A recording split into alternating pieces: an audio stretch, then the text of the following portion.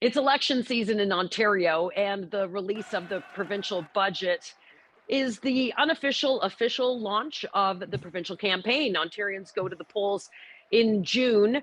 It's set election dates in Ontario. The writ hasn't officially been issued, but we know that the leaders will be out on the campaign trails, and billions of your dollars have already been promised, announced.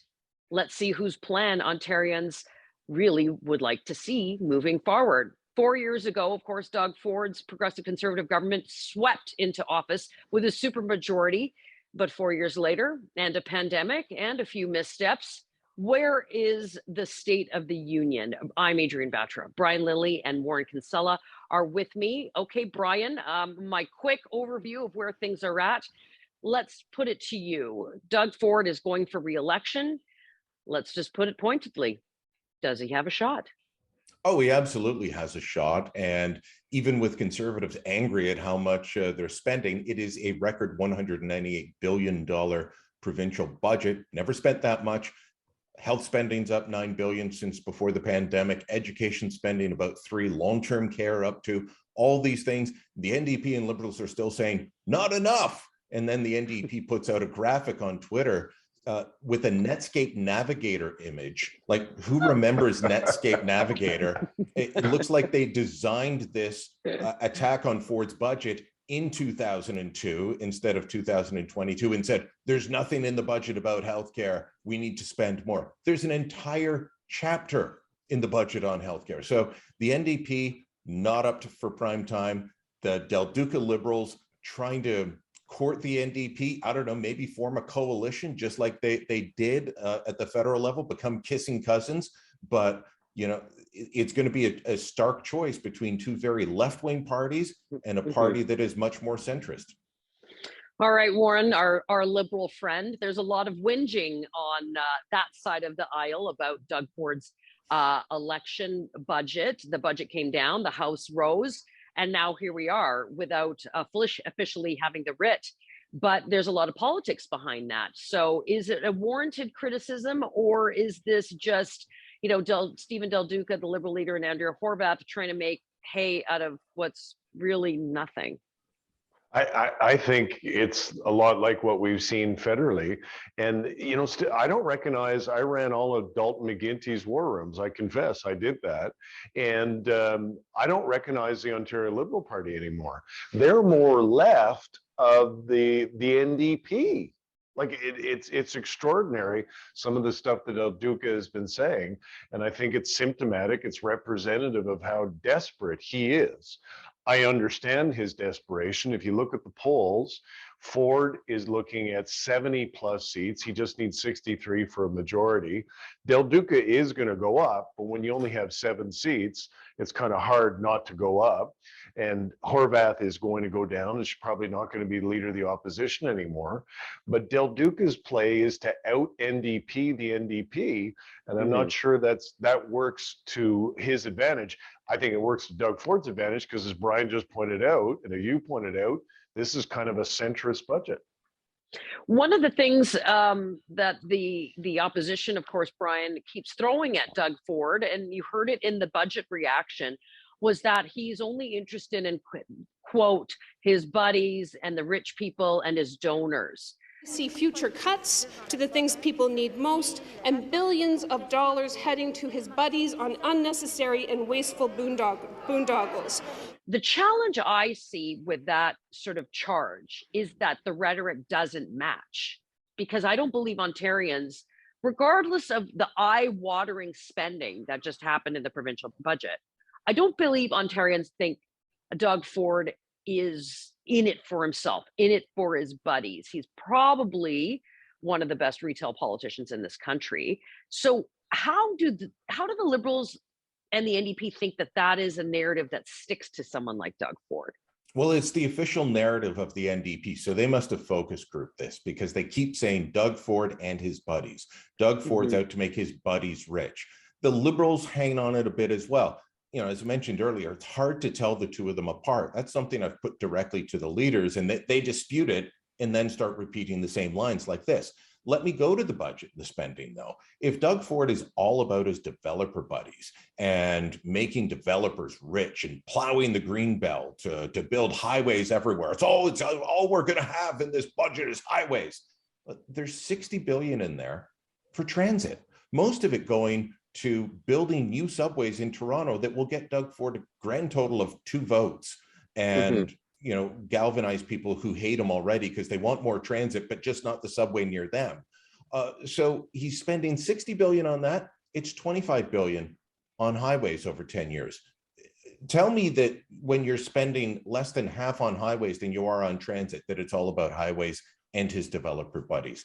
You're right, the rhetoric doesn't match the reality, but they're going to keep pushing it because in politics, you play on people's perceptions of the person and you try and find a little spot that you can chisel away at, and that's what they're hoping to do there. It's like saying that the NDP are fiscally irresponsible, but on that, when you look at their platform, they actually are. They want to hire 30,000 new nurses, 20,000 new teachers, 10,000 more PSWs. I don't know where we'll find all these people because we're short labor in Ontario. And they have no spending plan or revenue plan for how to pay for that. That's a very expensive proposition. If you want to do it, great, but at least tell us how. Warren, no one knows better than you. Campaigns matter. Anything can change in a day, in a 24-hour news cycle. Do you see, and I know I'm asking you to crystal ball this a little bit, but June 2nd is election day. That's not far away. There is already a roadmap of the campaign platform for the PCs and for Ford. The Liberals and the NDP, if you were to twist yourself into a pretzel for a moment, what's your advice to them? How do they erode some of the support that Doug Ford still enjoys? Well, Horvath needed to leave. She's had 4 losses in a row, and so she needed to go. They needed a new leader, and they don't have that. So they don't really have anything new to put in the window. So I don't know the answer to your question. Del Duca needed to be more like a centrist Ontario Liberal. And, he has been lurching back and forth. Leuna, who I represent, issued an ad yesterday that we had in the paper where it talked about, he's been kind of up and down like a toilet seat. Like, voters want to see consistency. They want to see what you believe in. They want to know what your core beliefs are. And as Brian just pointed out, the thing that we've learned about Ford, particularly since the start of the pandemic, is he is not an ideological, hardcore Mike Harris style conservative. He's actually quite centrist, and so is his government. I mean, my firm, the Daisy Group, did an analysis, this low income individuals and families tax credit up to $50,000. That's the kind of thing you'd expect to see from a Liberal government, or dare I say it, even an NDP government. So he's really taken the middle course. Del Duca needed to stop him from doing that. But Del Duca, by moving far to the left, gave up the center. So now Ford has got, the center-right option, but he's also got the center as well, while the other two are fighting for the left. And there's just not enough votes on the left to win government, a majority government in Ontario. Speaking of the politics of all of this budget document, let's call it the election platform for the PC party. This is, from their perspective, Brian, they want a very clear narrative, and it's about affordability and job creation. Do you think that Doug Ford has the credibility to do that, to sell that message, considering his government and his stewardship over the province in the last 4 years? I think he does, because I think they're tapping into something that's out there. People want economic hope right now. You'll notice that this is not an economic message. Conservatives win when they run on the economy. But instead of, in the past, they may have run on, we'll balance the budget and fix the books. He's not running on that. He's saying, I'll look after your books. I'll give you economic opportunity. I'll find ways to make your life more affordable, which, with inflation at 5.7%, I just came back from the grocery store. Everybody's concerned about it. Everybody's concerned about what the cost of living is. Rather than taxing people nonstop, Why don't we put money back into their pockets to make it more affordable to be able to live? People are getting crunched right across the board. So yeah, he's got an opportunity to do that. And also because, as Warren was just talking about, the other guys have ceded ground. They don't want to build the 413.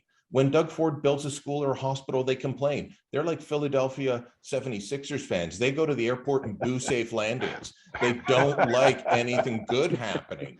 And so Ford is out there saying, I'm going to build, I'm going to build, I'm going to build. And the other guys are saying, no. Ford's narrative actually writes itself. And instead of the Liberals or the NDP trying to find ways to disprove it, they prove it all the time. Warren, for any of us that, including our editorial in the Toronto Sun, any of us that wanted to see any sort of fiscal sanity, that's kind of out the window right now, when we should have known better, because it's an election season and the spending taps are on. The province is enjoying an extraordinary amount of revenue coming in part from the federal government. But this is an interesting document because I think it's strategic in that they literally drove a steel truck in the back in Andrea Horwath's backyard in Hamilton and talked about green technology for the steel industry being developed and created in Hamilton. How does she oppose that? I know it's the opposition's job to just say everything's bad in this. This is the worst document ever. This is terrible. But how does she oppose something like that for her own constituents? And that's the problem that Jagmeet Singh's got federally too, is that Trudeau's occupied all of his real estate. And the other thing is we're hearing rumors that she's interested in running for mayor of Hamilton, where I think she'd have a shot. But that's a hell of a dispiriting message to get out to your troops just before an election that hasn't even started yet, that she's already thrown in the towel and is thinking about quitting politics. So, I don't understand the NDP campaign. They came up with a couple ads yesterday or the day before. They're crummy. The Liberals came up with a couple ads yesterday. They're crummy. When you're in opposition, you've got to have a clear, coherent, cohesive message. And neither of them do. And the thing I don't get is they've had 4 years to get ready for this thing. When I worked for McGuinty, we'd spend 4 years getting ready for one day. And that hasn't happened here. And in the case of both of these parties, I don't see a clear message. I don't see a whole lot of organization.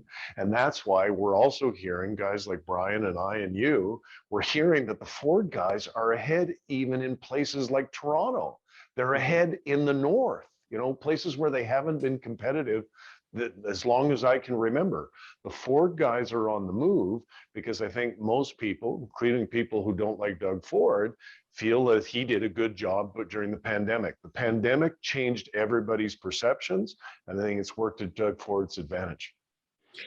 We certainly know one group of individuals that do not like the Ford government nor Doug Ford, Brian. Of course, that are the Trudeau Liberals. They can't help themselves but inject their personalities, their perspectives, their opinions, whether informed or not, into any election. And we know that they will not be able to help themselves this time around as well.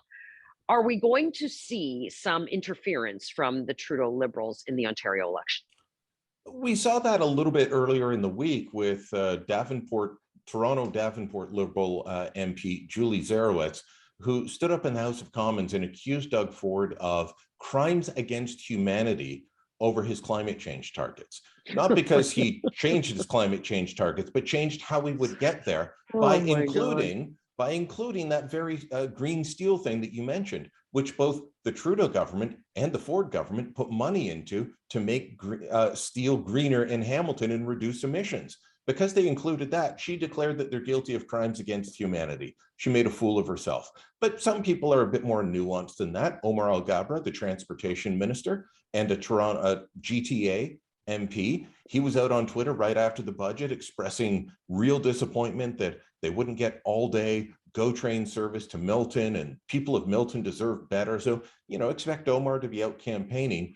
There has been a détente between the Trudeau guys and the Ford guys since before the last federal election, because the Ford guys told them, if you make us a punching bag like you did in the last election, we've got a war chest and we'll come after you. So they said, okay, tools down, we'll have a ceasefire. We'll see if that continues during this election, or if the Trudeau guys and the Trudeau NDP coalition are going to jump in to help the Horwath Del Duca coalition at the provincial level. Well, we certainly will continue this conversation as Ontario goes to the polls in June. The Toronto Sun will keep you informed and updated from all the angles on the issues that matter to you, from affordability to job creation to whether or not you're going to be able to keep some money in your own pocket. How much are those promises costing you? We will have a special election newsletter that you can subscribe to. We will also keep you informed on torontosun.com. So log on to Facebook and Twitter. Let us know what you think. And don't forget to subscribe to our YouTube channel.